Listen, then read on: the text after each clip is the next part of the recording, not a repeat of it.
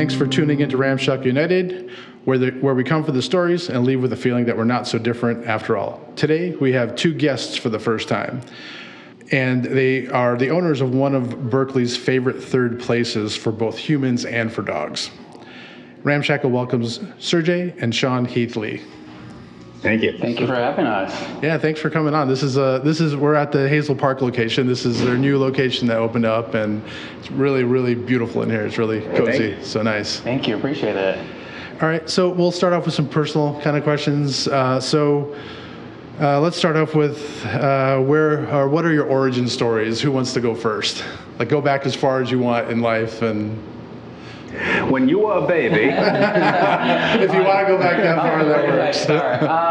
I guess I will land on just more or less career-wise, maybe, or okay, we'll say, I just popped in my head. So I come from a large family. So there's 7 of us total siblings. I have 6 siblings, including me. There's 7 of us. And so lots of siblings, lots of personalities.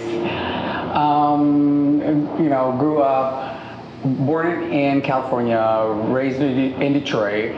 And so just been, I guess, that's kind of like crazy, chaotic, big family situation. And then I would say, transitioning to career-wise, there's been, I've worked in many different industries and fields, mainly actually in beauty. But I've always had a passion for business, marketing background. And so I think that's kind of the gist of, I guess, my background, I guess. So what part of California? Just curious. Long Beach. Okay. Yeah, I grew up in San Diego, so not too far from there. So Unfortunately, I was a baby. I was probably like 2, there, and then moved here. But I was able to go back and visit and see. I'm like, why do we move? So what did bring the family to Detroit then? Just work, and then we had other family here as well too. Okay. And so my parents were super young, and so just following family. So I ended up being here. I feel like, at least at this point now, a lot of my family has dispersed, and there's like a few of us left here. Like my parents are in Arizona. Out there, I have a brother in Oklahoma, and a couple siblings out in Arizona as well too. But everyone has dispersed, and my parents are like, "Are you guys coming?" I'm like, "Probably not. It's a little too hot for me." But yeah, we've been here since. So cool. All right, over to you, Shawn. Yeah, so I also was not born in Michigan, but I did grow up in Michigan. Came here when I was 5, single parent home, so very different from Cher.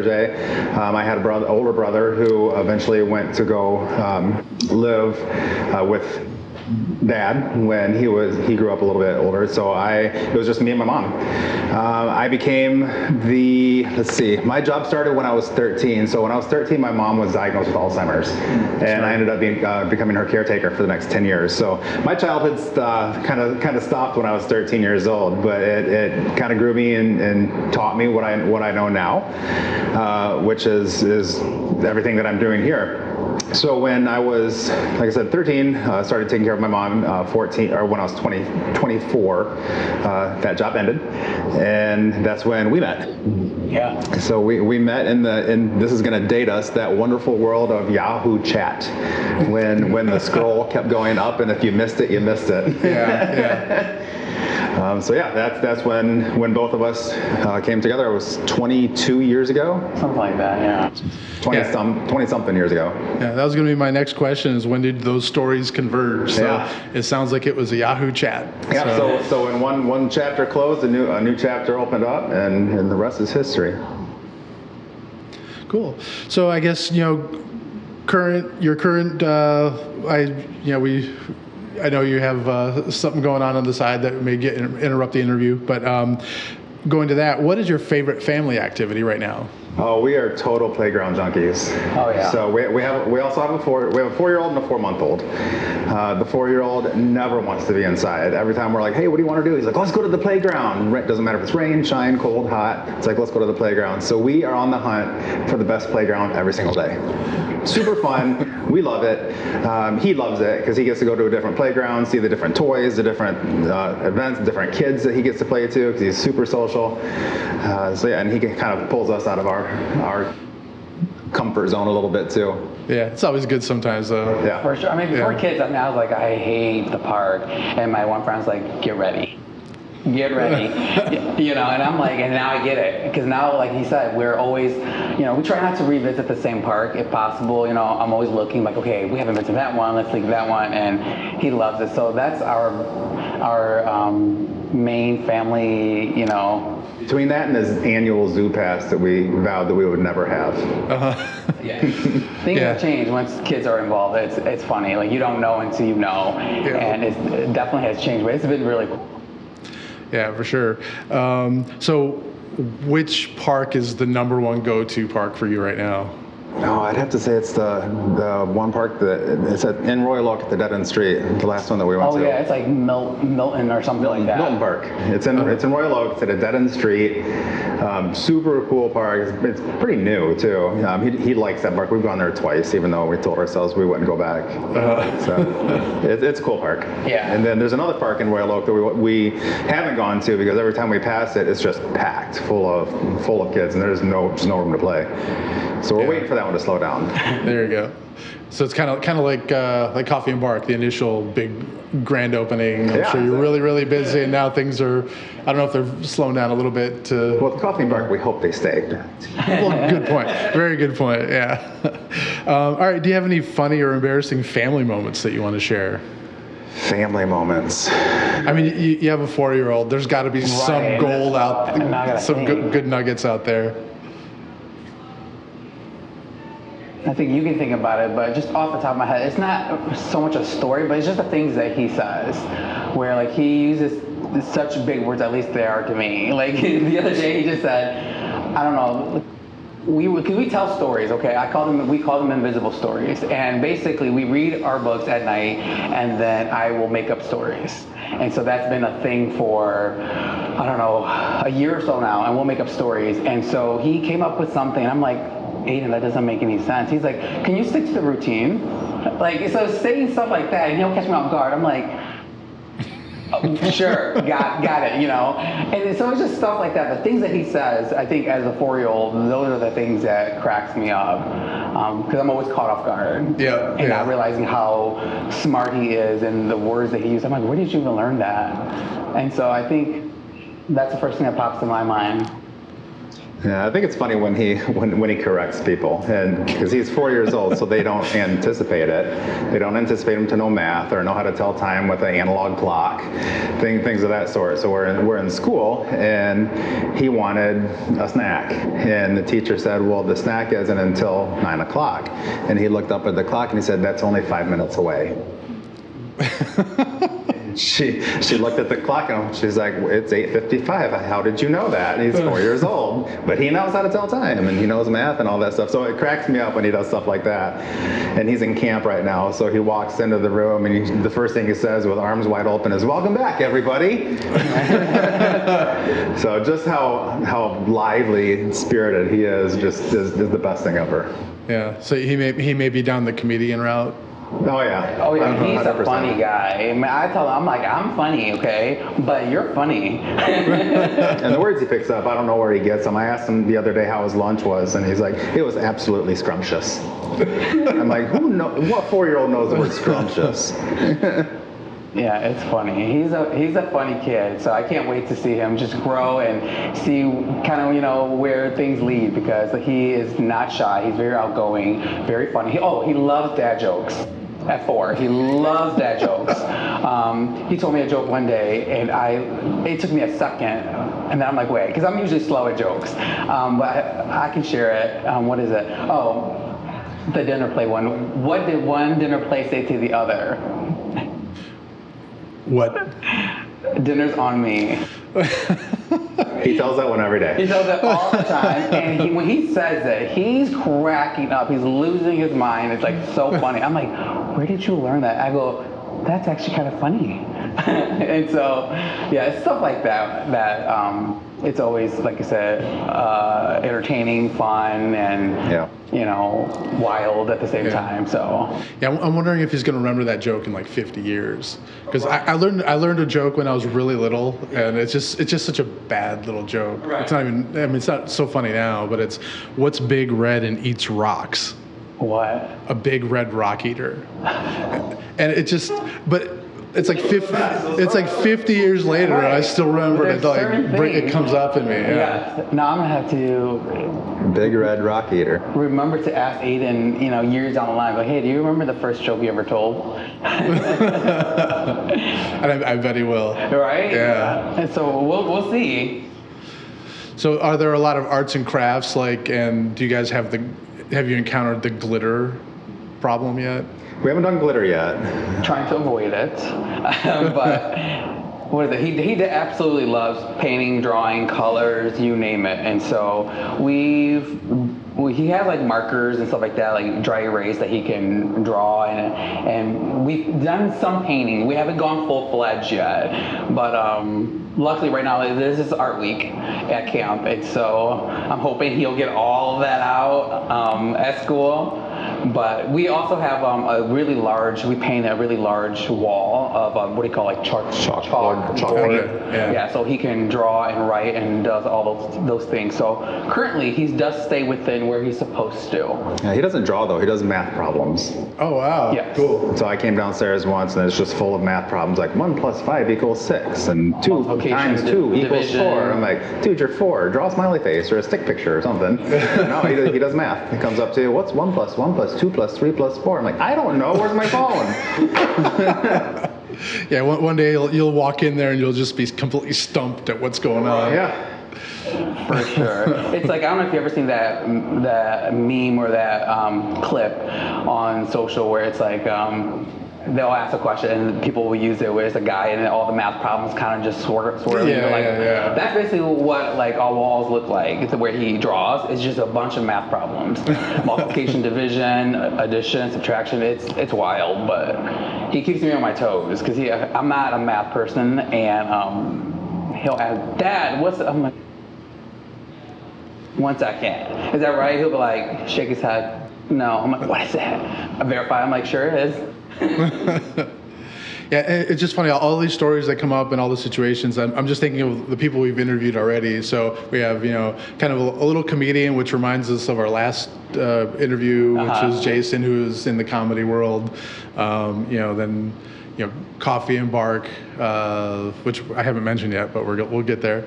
The Silent Book Club started at the Berkley location, and now I'm just thinking, as you were talking, that I'm getting this visual of a kid scribbling on this giant chalk wall, math problems. I'm like, maybe we should tell Jody, like she was the last guest, who's an artist.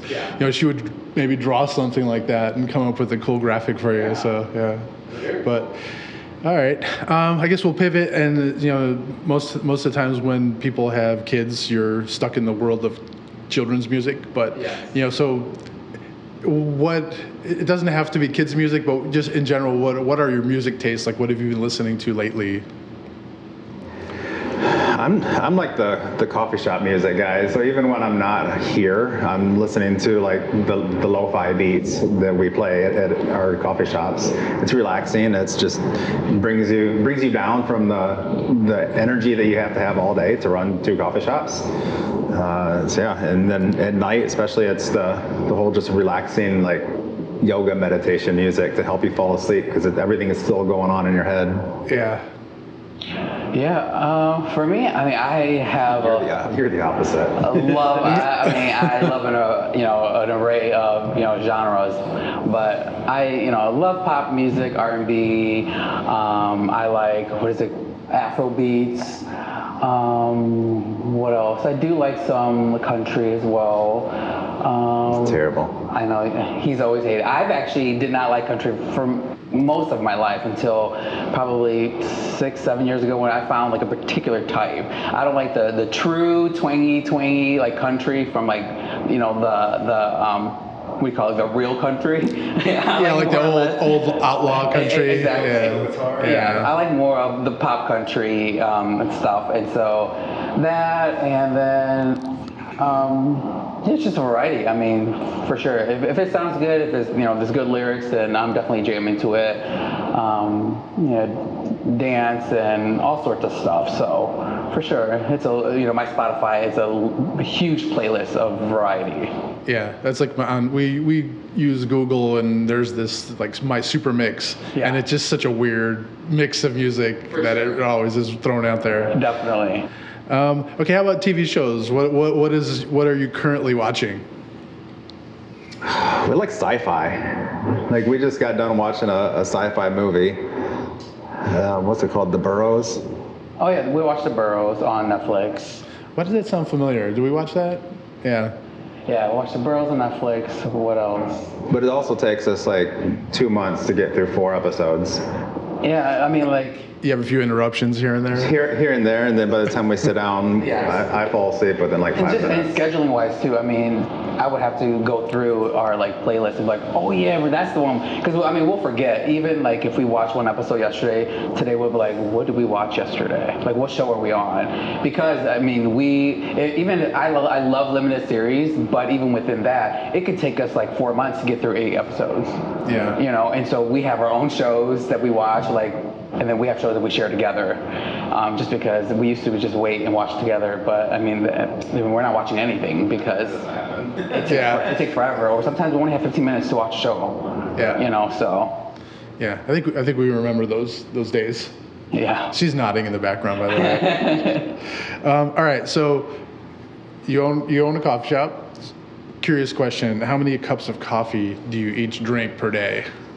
And it sounds like you have a lot going on outside of the coffee shop, just to keep you fueled from the moment you open your eyes. Surprisingly, mine has gone down. When I first started the coffee industry, that was 25 years ago, I would go through about 4 pots a day. And now I'm down to like maybe 1 or 2 cups. And it's decaf. Oh, wow. I am only 1 cup. I have always been only 1 cup, I think.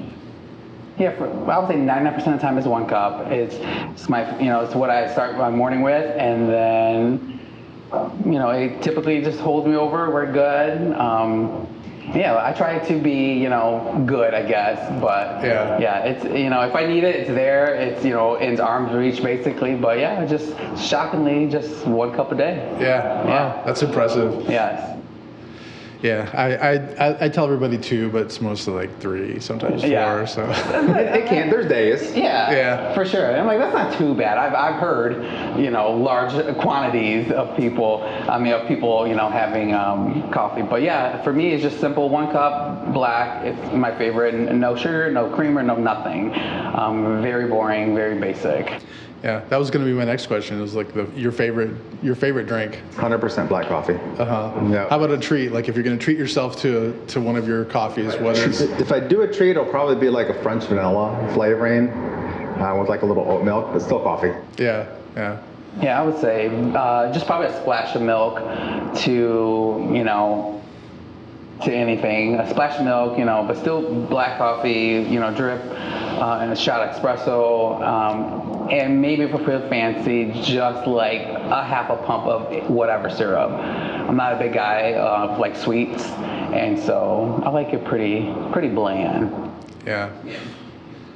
Cool. So kind of moving into the world of coffee, I know, Shawn, you've been more into the coffee, like you have a longer history with coffee. Yeah, so I'm the one that pulled Sergey into the world. So I started probably 26 years ago. Usually when somebody moves up the chain of command in the coffee world, they start as a barista, maybe go into a trainer, a supervisor, a lead, then an assistant manager, things of that sort. I went straight into a franchise trainer for a large corporation. Didn't really know what that was, but I'm like, hey, it's a cool job, let's apply for it. And the interview went so well that I skipped all of that path, and I went straight to training people how to run coffee shops when I've never worked in one. So it was a new world, but I had the option to go through the program that if you were to buy a coffee shop, you pay $50,000 to go through this program, and you get a franchise and a license and all that stuff. I was able to go through that program for free, and I actually got paid for it because I was hired on as the franchise trainer. So I went through the program, and that's when I just fell in love with the industry, and I was like, this is what I want to do. It's like, I don't know if I want to work in a coffee shop, I don't know if I want to own a coffee shop, but I somehow wanted to be invested in coffee. That was me. Yeah, cool. Yeah, well, I kind of have a similar story, but I started at the barista level and stopped at the assistant manager level, and kind of decided at that point to go back to college and finish something. All right. So Very cool. yeah, so so I enjoy coffee a lot as well. Still at home, have a kid that keeps bothering me to experiment drinks on me. You may know. I've heard of him. He might work for us. Yeah. All right. So, what made you take that leap to open your own coffee shop? Sergey told me I was getting old. I did. So I'd still, 25 years later, I'm still in the coffee industry working for the Big Green Monster at the time. I was a store manager, had a couple stores downtown Detroit, traveled the country working with other stores that maybe needed to be like fixed up or retrained or cleaned up a little bit. And when we adopted our newborn, who is now 4, I didn't want to travel anymore, so I took a role in human resource, but still just loved the coffee industry. But I wasn't in it anymore. So Sergey's like, well, you talk about opening a store for the past 20 years, either open it or shut up because you're getting old. Sure. And I'm like, this is true. So that's what kind of prompted us to start my search again, because I've always looked around at places, but never been like really invested. But after he made his unnecessary comment of being elderly, I decided to start calling people, looking around, and that's when we came across our first location in Berkley. Cool. And so what prompted you to motivate Shawn? Well, other than just the age part. Yeah, I mean, because we've been together for so long, and so, I mean, you know, just different conversations, different dreams you share, different things you talk about of, you know, what would you want to do to, you know, if you could do anything you wanted to do and have it your way, you know, what would it be? You know, all of those things. And so just throughout time, you know, that's one thing he's always mentioned is his love for coffee, and would love to have his own place. And so throughout all the years and many, you know, changes and experiences, it always came back. And so before I said that he was old, I mentioned it several other times, like, hey, you know what, maybe we should look into it. Maybe you should look into it. Maybe if it's something that you have a passion for, then let's dive into it and do some research. You know, because at this point we knew nothing of, you know, owning anything. And so you know, finally, I'm like, you know what? You know, whatever I said that day, I just, you know, basically said, you know what? You said I was old. You're old. Look for it now, or let's stop talking. Let's close that chapter and move on, because there's, you know, there's so many other things that we can focus on. And I'm a big planner. I'm a very type A person, and so somehow it shocked me that he was like, okay, well, let me do some research and let me see. And I was like, okay, well, we'll see, you know, because, I mean, he said this for many years of wanting to, but this is the first time he said, okay, I'll dive into it. And so that just kind of quickly grew into, you know, us, you know, having our first store and kind of going from there. But yeah, it feels like so long ago, but not really, but yet it does at the same time. Yeah, and you also have your own business on the, as well. That you're kind of playing. You have 2 hats right now. Yeah. Well, before, like, I think typically, I guess generally speaking, for the longest time, I've always had multiple jobs myself, and so I worked it was about almost 15 years for the beauty company I worked for. I also am a makeup and hair artist. I do a lot of weddings, photo shoots. I've done that for, I think, probably 11 years. So the beauty company was almost 15 years I was with. And then we, you know, started coffee&bark. So there's that piece, and then kids too. And so at one point I was juggling basically 4 jobs. And so, you know, with all of that too, you know, we weren't really sure how coffee&bark would come to be. I think the thought would be, I think with most entrepreneurs, you're juggling, and then you hope that at one point I'll be able to, depart from some of these positions.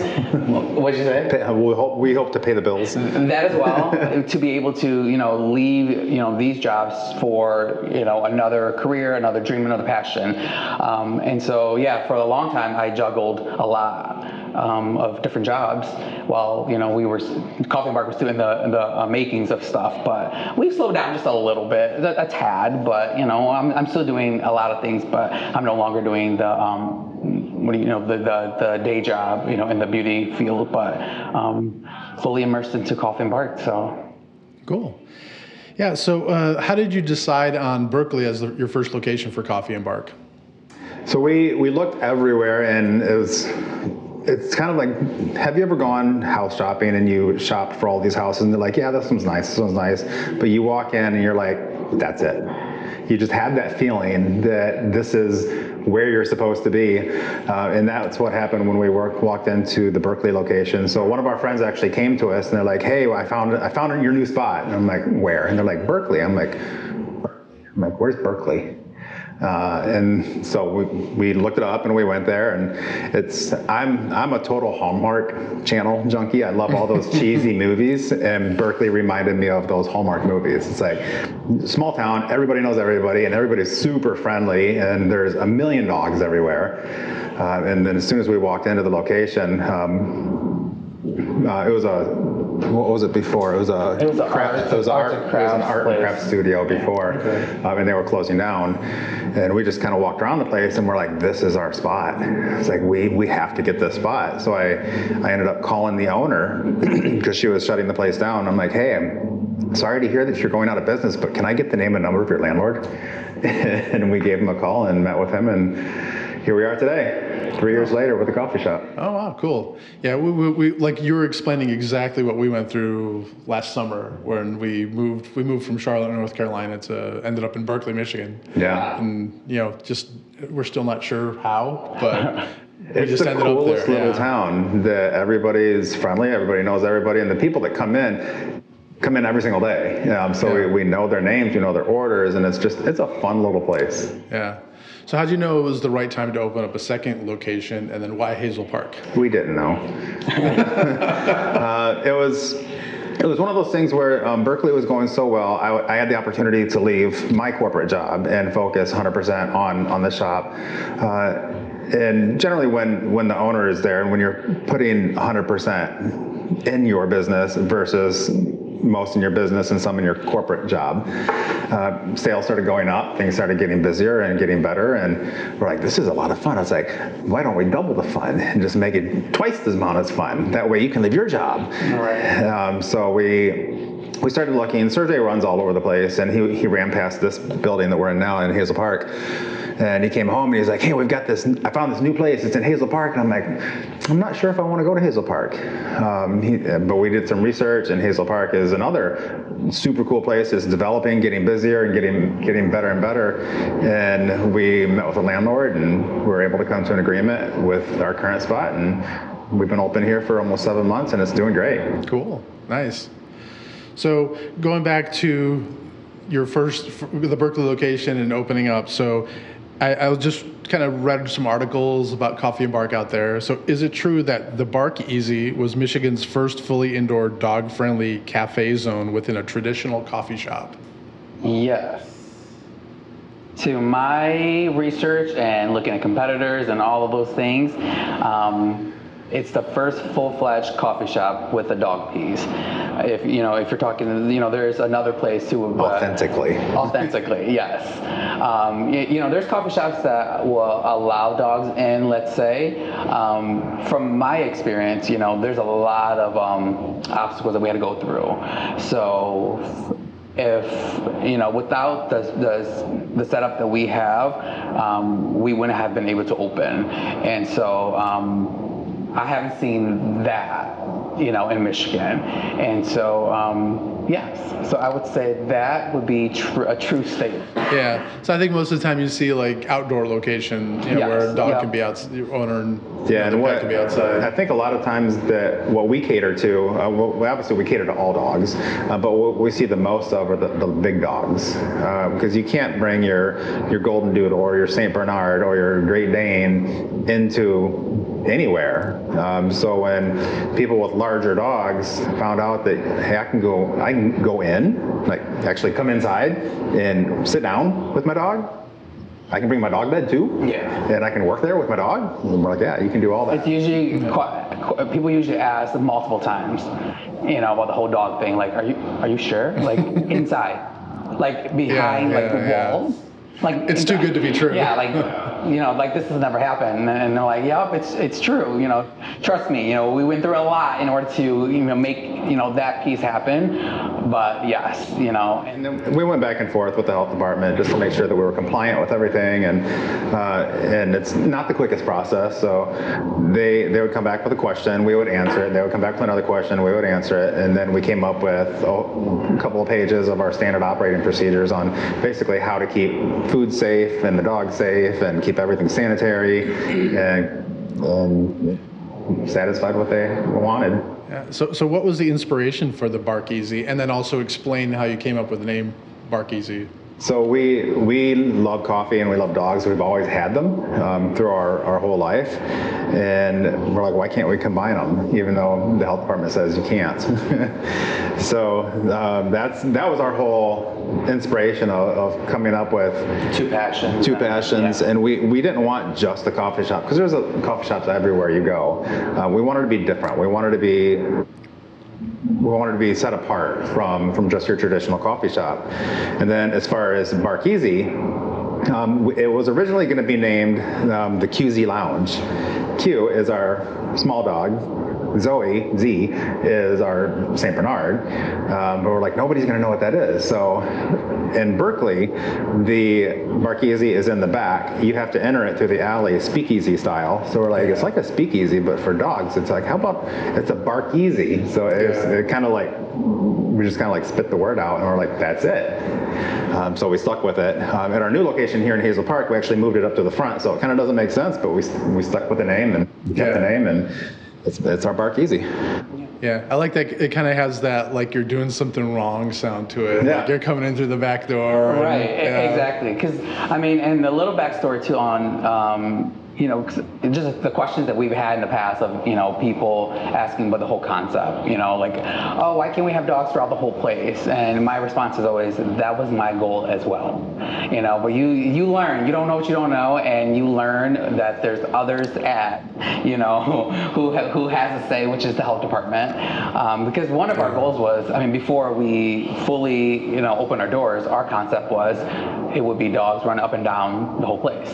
That was the dream. And quickly learned it's like not so quick. That's not probably gonna ever happen that way because of health regulations and, like as Shawn mentioned, food and safety and all that stuff. And so with Berkley, what I would say probably many don't know is that what Bark Easy was supposed to be our back space, like our storage and all of those things. Everything else, we didn't need a separate dog space. Need as in that was our thought, because dogs would be running around with you. You would be walking up there ordering the whole bit until the health department came and they're like, you're funny. I'm like, no, that's not happening. Yeah. And so we're like, okay, what are we gonna do? Like, it's coffee and bark with no bark. Cool. We're gonna have to change concepts here, change names. Like, what are we gonna do? And after getting creative and doing all these things, that's what we're like, okay, you know what? Let's make that whole back. It's perfect. Separate door. That's one of the requirements. Let's do that. Bark Easy just made sense of, like a speakeasy, and we really figured it out to make it work with us wanting, compromising, us wanting dogs inside. That was really important. And then just making it make sense as much as possible to a first-time visitor. And so that's basically how all of that came to be. But a lot of times people are like, wait, why do I have to go through a different door? Why is it? I'm like, it's part of, the regulations of, operating. Yeah. Yeah. Well, cool. Sounds like there was a lot of kind of creativity to make it happen. Oh yeah, absolutely. That's pretty. For You sure. seem very determined to make it happen too, Yes, which I is mean, great. it was like a big thing. I'm like, it's literally what says. Again, I have a marketing background. I'm like, it's branding, it's marketing, it's everything. It sets us apart. Like, if it's not Coffee and Bark, then we absolutely should be changing our name. It doesn't make sense. And went back and forth. And I mean, there are some points I was like, oh, was this a mistake? Should we have done more research? Again, you don't know what you don't know. I figured, I feel like most people before being in it, you figure it's just the owner, like they want to separate the dogs or do whatever the case may be. I mean, that's what I've always thought, until you realize, like, actually there's so many more hands involved in how a business operates. A good chunk of it, it could be the owners, but there's also so many other logistics and regulations that no one talks about because it's not pretty, it's not fun, that's the owner's problem, type of thing. And so working through all those things to create what we have, we're definitely, proud of. Cool. So, just reading about Coffee and Bark, whether it's on your site or different articles, one common theme comes across that it's a community hub. Yeah. So, how did you create this special third place for everyone and their pets, their dogs? It is all about you feeling welcome in our house. That's what I wanted you to feel when you came in here. One of the things that I'm passionate about is the hospitality industry. I worked with in hospitality for 10 years while I was at Starbucks and Marriott hotels kind of combined. So hospitality is something that I bring to this endeavor, this business, I guess you could say. Yeah. And that's one thing that is a non-negotiable. So if you don't feel like you belong here, then we're not doing our job. So when you come in here, from just short of holding your hand and finding a seat for you, and you just have to feel welcome. Like that's a non-negotiable. So if there's something wrong, then we have to fix it. And we want you to want to come here as your third place and just forget the world. The world is crazy and busy, and there's so much going on. It's like when you're in here, nothing matters.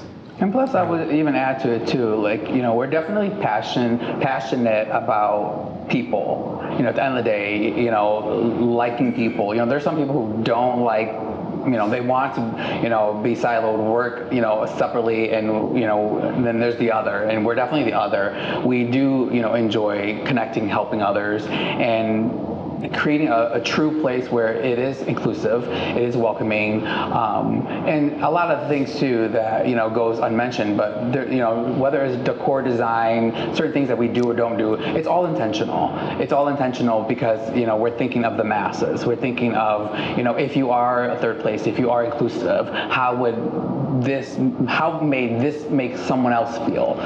Because we do truly care, and it's not just a saying of like, oh, we're inclusive and we're a place that you can come. A lot of people say that, but if you were able to dive into every single little detail of for example, people have mentioned before, oh, your decor is very minimalistic, and it's intentional. It's intentional because we do multi things. So for example, co-working space is the Zoo. It's an event space. It's people rent it for bridal. So if I have dogs plastered everywhere, would you want to rent that for your bridal shower? So again, even though that's a different type of like inclusivity, but still, like, it's one of those things where we want it to fit, and I want you to be able to envision yourself in whatever space it may be, to whatever capacity, big or small, different, backgrounds and comfortability, all of those things. So I think we've worked really hard to, stay true to ourselves. I definitely prefer a minimalistic style anyways, and I feel, I love clean as well too. So I think if things are too cluttered, it definitely doesn't help you, chill out and relax, which is the vibe that we're trying to, create. Yeah, and that was going to be my follow-up. Is this all by design? And it sounds like there was a lot of thought put into making it this really welcoming welcoming space Yeah. for everybody. Absolutely. I mean, the things that people don't know is literally like both stores. Like we know every nook and cranny of every single store because we had, hands in. I mean, the ceiling, I painted it. I climbed up. I can tell you what's behind, the HVAC. I mean, I can tell you I've climbed up in front of the front door. This whole room is soundproof because I put it in there. And so there's all of those little things, but it's all intentional. Everything was mind you, also, I do 99% of the design and the decorating too of both stores. Not the decorator at all. Same. And so everything is very, very intentional to even like the naming of our rooms where, sometimes people might be like, oh, whatever, or don't even realize it. Like this room is called the Q because of our dog. And so he was 18. And then the Zoe, like Shawn mentioned about Berkley Z, that's for Zoe because she was St. Bernard. And in short, the Q, it's small. It's this room because he was small. He liked privacy. He liked quiet. And so that's what we named our conference room and private office at Berkley that. The Zoe, it's our large co-working space, events, gatherings. She was a big girl. She loved people. And so we always wanted to make sure that there was purpose and it tied into our dogs.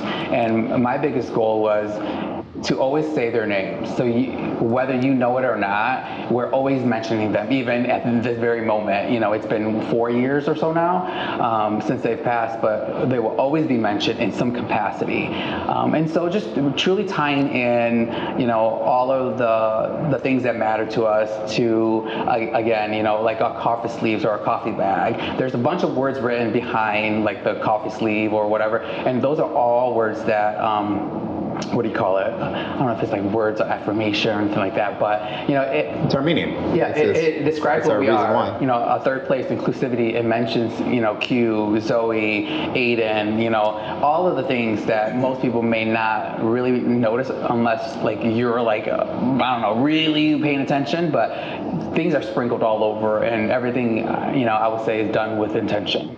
Oh, that is, I honestly. Now, kind of, you're talking about it, and I can see it. Yeah. So it just, it's not just another coffee shop. Sure. There's a lot of both of you in these stores. Definitely. Just laying things out. How does this work? Going through whether it's logistics, aesthetics. There's the cool part is like we are more than just a coffee shop. We do co-working, we do events, and all those things. We have dogs, but again, how do you take one space and make it multi-purposeful? That goes back to also the third place. We want to have something for literally everybody. If you want to be alone or if you want to be with a group of people. Right. Yeah. So, what kind of like community events have you either hosted or just taken part in let's say Berkley?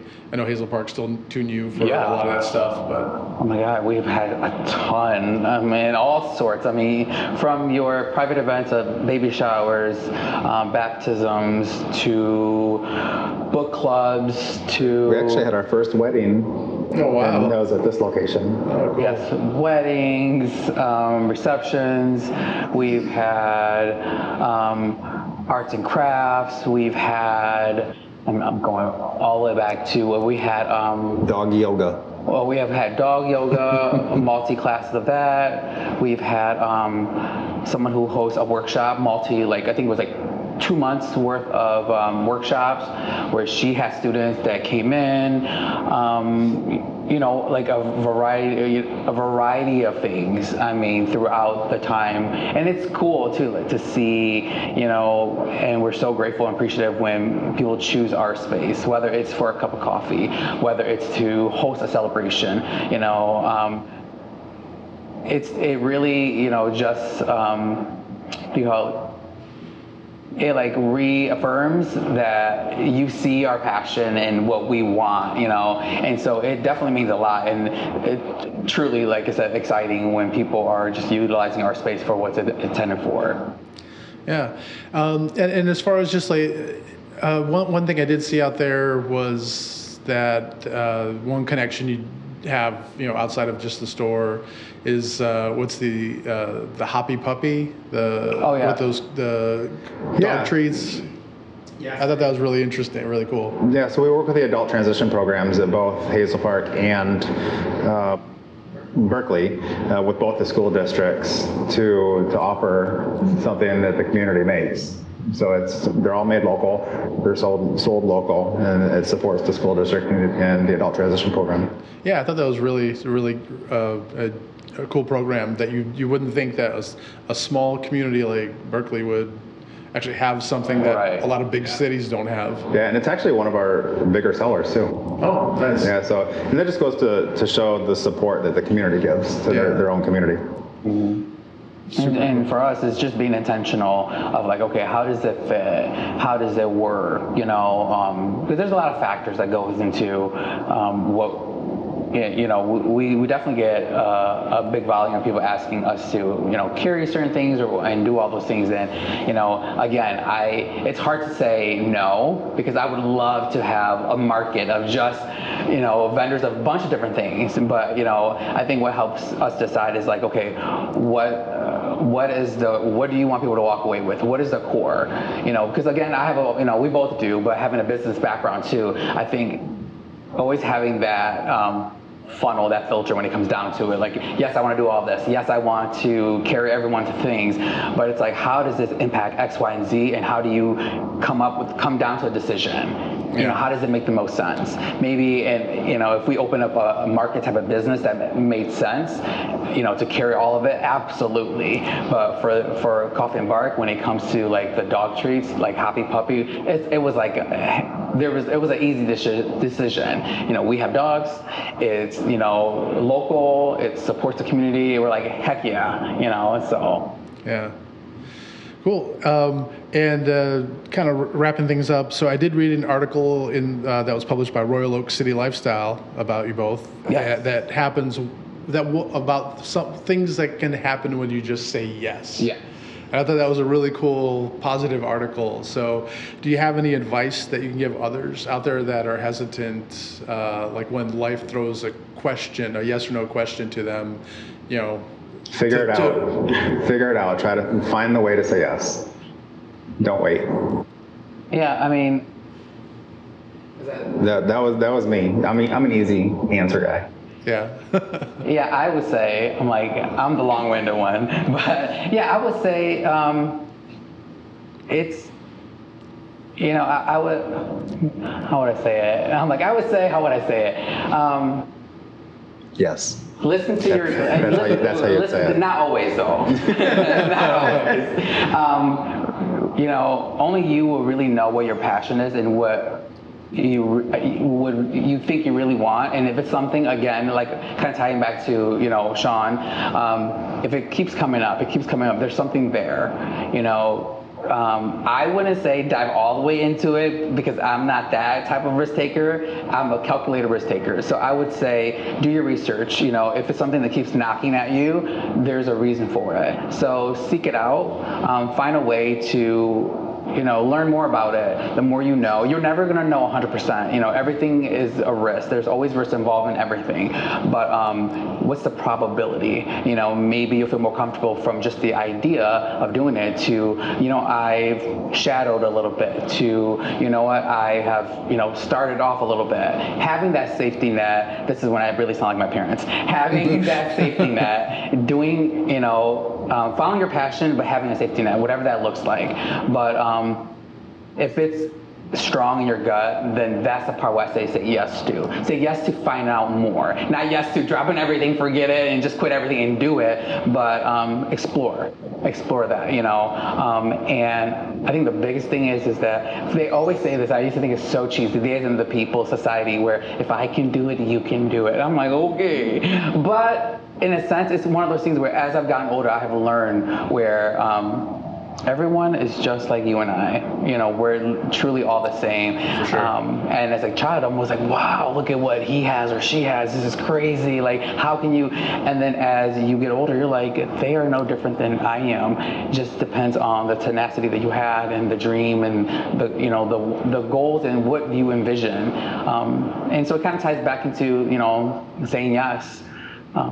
If there's something there, see through it and see what it may be. Yeah, definitely. And like you mentioned, we're all really the same. Yeah. And just some people are maybe more gifted or more educated on Right. certain things than others. You know, like for example, like I've never baked a cake, but then a few years ago I was just like, let me just bake a cake. Like I have like a week off for for the holidays. Let me bake a cake, and I made a cake. Yeah. You know, just something as simple as that. Exactly. Is just, maybe realize, okay, there's a lot of things I can accomplish. I'm just kind of being my own kind of restrictive device, I guess. And if you found out that, oh my God, I love cake more than I thought I did, and it became a business, let's say, that's typically how it starts. If you said no, you never. Exactly. A lot of these small businesses wouldn't exist. Exactly, and it's like, how would that become a business? Well, I'm sure you want to make one cake and then open a business. Now you're doing more. You're doing research. You're doing the stacks and the compounds, and then you end up, let's say, with a cake business. It's with anything. And I think another thing too, when you're trying to figure out a way to say yes, it goes down to looking for a mentor. So if you don't know how to do it, and if you don't know how to say yes, find somebody who does. So every step of my coffee journey, I've always looked for somebody smarter than me. So there's always going to be somebody that knows more than you. So find them, get their knowledge, and then now you're at that level, and now you have another job to find somebody even more smart. So once you do that, you're always going to have a way to say yes. Yeah. Plan it out, network, ask questions, research. Again, dating us. I'm like, back in my day, we didn't have all the Googles and. But we had Yahoo Chat. We had Yahoo Chat. But it definitely, YouTube, research, all those things goes a long way. But networking and just, there's a lot that you can do even on your own if you have the passion for it, because it's not an easy road of anything. They say anything worthwhile, worth having isn't whatever the saying goes. It's not easy, but it's true. Follow your gut, and then with time, it will show. There's many of things I've done where I'm like, I have passion. As I'm going down the journey, I'm like, you know what? I don't really want to do it that bad now that I've learned more. And so we scrap that, and then there's other things where I'm like, there's still more. They're still there, and you still keep going, and it blooms. So I think that's my recipe of figuring things out. Great. So is there any Coffee and Bark news or upcoming events or anything like that you wanted to talk about? We are just a couple of festivals that we're at. We're Berkley Pride. We have that coming up. We have our Hazel Park Art Fair. It's going to be our first time there. But yeah. Yeah, we have that. We have a Yelp event that's happening tomorrow, actually, here. So we're partnering up with them, with dogs and hanging out. I think I'm the events guy. And so then we also we're actually renting out Bark Easy Sunday, this Hazel Park, for a bridal shower. So, nice. there's me 15, 20 people, and they want to bring their dogs. So that's also a private event rental space as well, too. We have that. Yeah, we have a plethora of events and things of that nature that's always happened between both locations. Where's the best place for people to kind of find out about some of these upcoming events that you have? I would say our social media for sure. Social media or our website. Yeah. Okay. Cool. So anybody interested in one of these cards that we've been avoiding? No, but let's do it. All right. I can't read it, so I don't have my glasses on. Let's see. So what is it, this or that? Which would you choose? So you can change one aspect of your physical appearance, or you can dramatically increase your intellect. I think I would dramatically increase my intellect, because then I would know how to increase my physical appearance if I knew what to do. That's a good answer. Yeah, so I get the best of both worlds. I like that. I second. Your turn. Okay. You can receive text messages, but cannot send them. No. Absolutely not. Or you can send text messages, but cannot receive them. Okay, hold on. You can receive, but you can't send. But you can send, but you cannot receive. Okay.